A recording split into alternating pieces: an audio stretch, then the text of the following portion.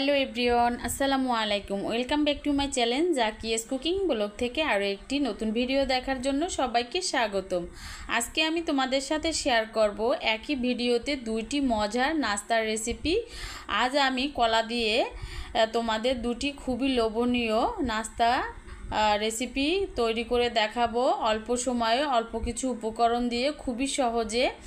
তো এই নাস্তাগুলো তৈরি করে তোমরা কিন্তু এক সপ্তাহ থেকে 10 দিনের মতো সংরক্ষণ করে ঘরে খেতে পারবে এবং বাচ্চাদের টিফিনে এবং মেহমান আপ্যায়নে এই নাস্তাটি তোমরা পরিবেশন করতে পারো। তো আমি প্রথমে নাস্তা তৈরি করব ভাজা পিঠা। তো ভাজা পিঠার জন্য এখানে দেখো একটা কলা নিয়েছি।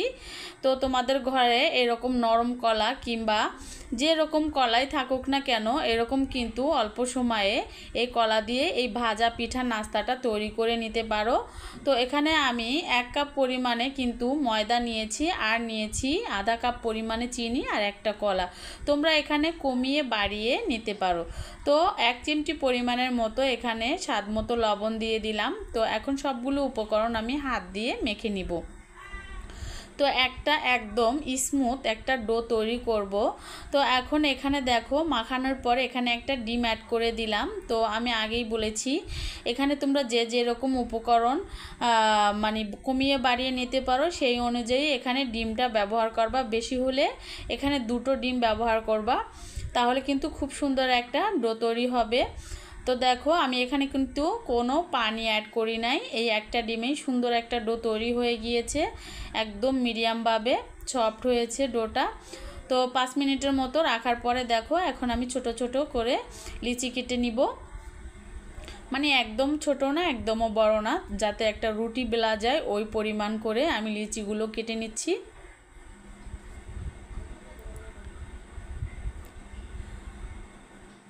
তো আমি এখন একটা রুটির মতো বেলে নিব। তো বেলে নেওয়ার জন্য এখানে একটা পিঁড়ে নিয়ে নিলাম। তো এখানে কিছু ময়দা ছিটিয়ে দিব।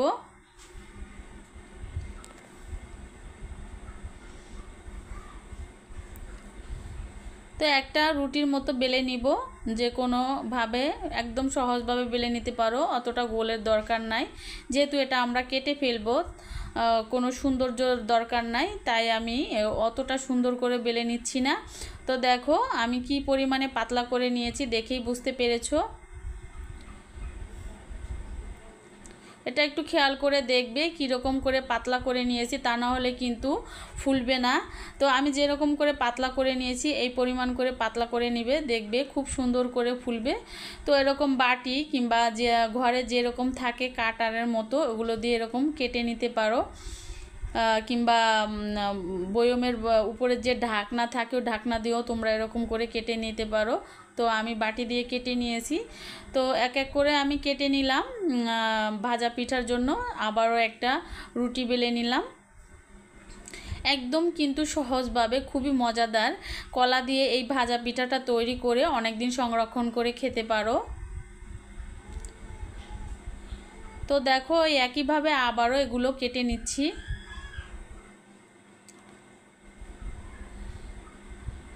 তো এই ভাজা পিঠা কিন্তু ভাজার পরে কিন্তু খুবই সুন্দর একটা ফ্লেভার আসে কলার, খেতে খুবই ভালো লাগে।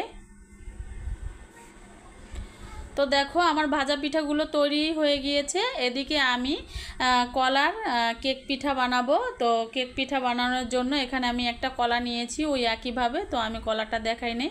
তো এর আগের যে ভাজা পিঠাটা তৈরি করছি ওরকম সাইজে একটা কলা নিয়েছি। আর এখানে দেখো 2টো ডিম ব্যবহার করব, যেহেতু কলার কেক পিঠা বানাবো এখানে 2টো ডিম নিয়েছি।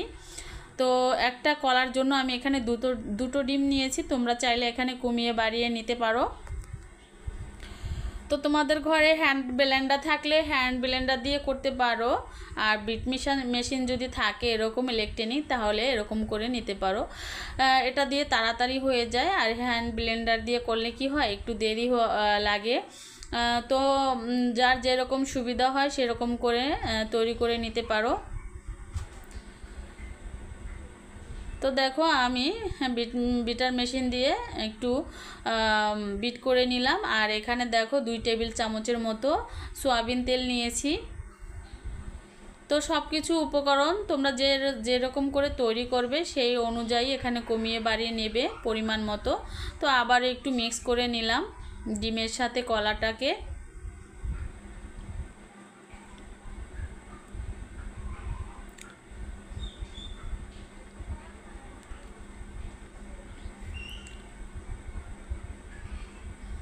তো দেখো বিট করা হয়ে গিয়েছে, সবগুলো উপকরণ মিক্স করে নিয়েছি। এখন আমি শুকনো উপকরণগুলো এখানে দিব। এখানে আমি ময়দা দিয়ে দিলাম 1 কাপ পরিমাণে, যদি লাগে তাহলে আর একটু বাড়িয়ে দিব মানে ব্যাটার অনুযায়ী। আর এখানে দিয়ে দিলাম আধা চা চামচের মতো বেকিং পাউডার, 1 চিমটি পরিমাণে লবণ, 1 চিমটি পরিমাণে বেকিং সোডা। বেকিং সোডাটা দেওয়ার কারণে কিন্তু খুবই নরম এবং সফট হবে কলার কেক পিঠাটা। তো এখন আমি শুকনো উপকরণগুলো ভালোভাবে হাত দিয়ে মিক্স করে নিব।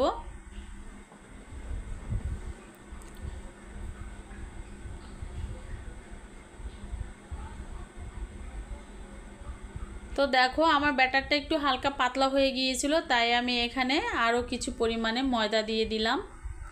তো আমার ব্যাটারটা তৈরি হয়ে গিয়েছে। এই পর্যায়ে আমি চলে আসলাম চুলায় ভাজার জন্য। তো আমি আগে কেক পিঠাটা ভেজে নিব কলার।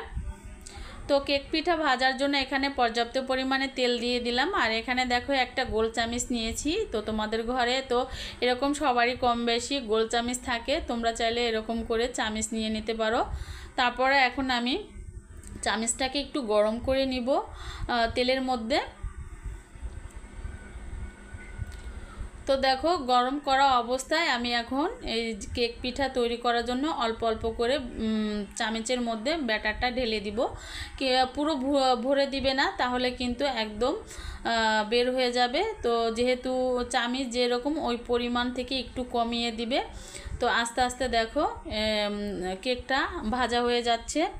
তো যখন কেকটা ভেজেছি আমি কিন্তু একদম লো মিডিয়াম আছে ভেজেছি, যাতে সুন্দর হয়, ভিতরটা যাতে কাঁচা না থাকে। তো এই পিঠাটা ভাজার সময় কিন্তু একদম লো মিডিয়াম আছে চুলার জাল করে নিতে হবে। তো দেখো আবারও একটা ভেজে নিচ্ছি। একদম সহজ কিন্তু আর খুব সুন্দর করে উঠে যাবে এবং মাশাআল্লাহ খুবই ফুলকো ফুলকো হয়েছে কেক পিঠাগুলো। ভিতরটা এত যে সফট হয়েছে দেখলেই বুঝতে পারবে বন্ধুরা, তোমাদের সাথে শেয়ার করব ভাজার পরে।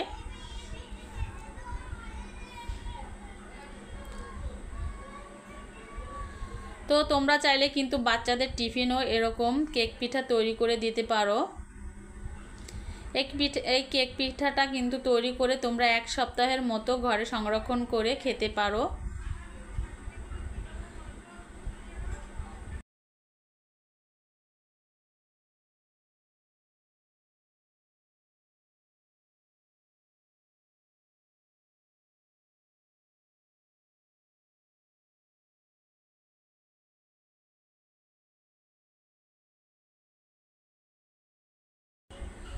তো তোমাদের কাছে কেক পিঠা রেসিপিটা কেমন লাগলো আমাকে কিন্তু জানাবে।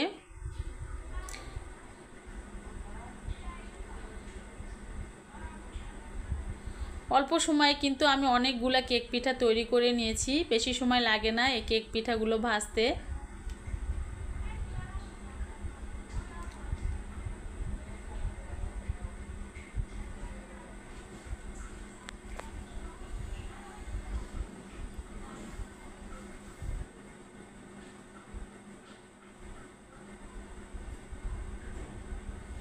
তো এরকম করে তেলটা ঝরিয়ে নিতে হবে। আমার কাছে কিন্তু এই পিঠাগুলো ভাজতে অনেক ভালো লেগেছে। যে কোনো জিনিস যদি সুন্দর হয় তাহলে কিন্তু ভাজতেও ভালো লাগে। তো আমার কাছে তো অনেক ভালো লেগেছে। তোমরা চাইলেও অবশ্যই আমার থেকে ভালো করতে পারবে বন্ধুরা, চেষ্টা করলে। তো দেখো এক এক করে আমি কেক পিঠাগুলো সুন্দর করে ভেজে নিলাম এবং তেল ঝরিয়ে সবগুলো পিঠা উঠিয়ে নিলাম। এখন আমি ভাজা পিঠাগুলো ভেজে নিব। তো আগেই তেলটাকে গরম করে রেখেছি, তেলটা সুন্দর করে গরম করে নিতে হবে। তারপরে এক এক করে পিঠাগুলো দিয়ে ভেজে নিতে হবে। তো ভাজার সময় কিন্তু একদম মিডিয়াম আঁচে ভাজতে হবে, তা না হলে পিঠাগুলো কিন্তু নিচটা পুড়ে যাবে, পিঠাগুলো ফুলবে না। আর ভাজার সময় এরকম উপর দিয়ে একটু তেল ছিটিয়ে ছিটিয়ে দিতে হবে, তাহলে কিন্তু খুব সুন্দর করে পিঠাগুলো ফুলে উঠবে। তো মাশাআল্লাহ পিঠাগুলো খেতে কিন্তু খুবই মজাদার হয়েছিল। আমার ঘরের পরিবারের সবাই অনেক ভালো লেগেছে খেয়ে। আর আমি অনেক দিন সংরক্ষণ করে রেখেছিলাম, যেহেতু আমি এখানে অনেকগুলো পিঠা তৈরি করেছিলাম। তো বন্ধুরা, আমার ভাজা পিঠা এবং কেক পিঠা রেসিপিটি তোমাদের কাছে কেমন লাগলো আমাকে কিন্তু কমেন্টের মাধ্যমে জানাবে। আর এরকম নতুন নতুন ভিডিও পেতে হলে আমার চ্যানেলটি সাবস্ক্রাইব করে পাশে থাকা বেল আইকনটি অন করে রাখবে, যাতে আমার ভিডিও ছাড়ার সঙ্গে সঙ্গে তোমাদের কাছে পৌঁছে যায়। তো আজ এই পর্যন্তই। সবাই ভালো থাকো, সুস্থ থাকো এই কামনা করি। চলে আসবো আরও নতুন ভিডিও নিয়ে তোমাদের সঙ্গে শেয়ার করার জন্য। তো তোমাদের একটা ছিঁড়ে দেখাচ্ছি, দেখো কতটা সুন্দর হয়েছে। আল্লাহ হাফেজ, আসসালামু আলাইকুম।